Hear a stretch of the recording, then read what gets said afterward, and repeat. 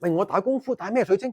唔一定打功夫嘅，即使係其他運動員咧，我都係建議以下嘅方法。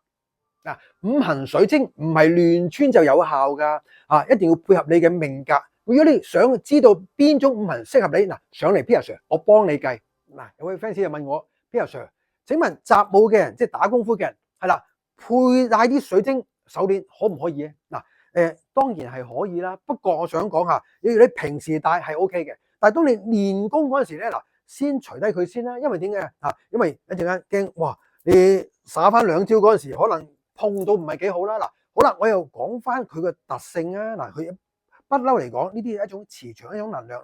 我覺得咧，如果你話即係打功夫嘅人咧，呢個咧虎眼啦，俾得係非常之好啊。點解？增強你嘅自信心，同埋有勇氣可嘉，令到你唔會退步。呢兩個咧，如果你係打功夫咧，係非常之好。仲有其實咧，可能你自己都已經係帶緊啦，好似閃靈鑽啊、超七啊，呢啲係提升自己嘅能量場，令到自己個 power 越嚟越強。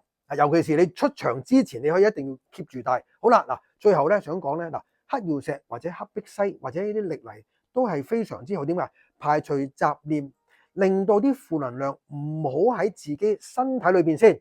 好啦，咁點解？你如果同人比賽嗰陣時，可能好多一啲所謂對手噶嘛，咁希望可以藉着呢個機會可以打贏對方。所以咧你喺之前嗰陣時去佩戴係非常之適合嘅。咁咧就記得用翻你自己想中意嘅一種水晶去佩戴咧，係幫到你嘅。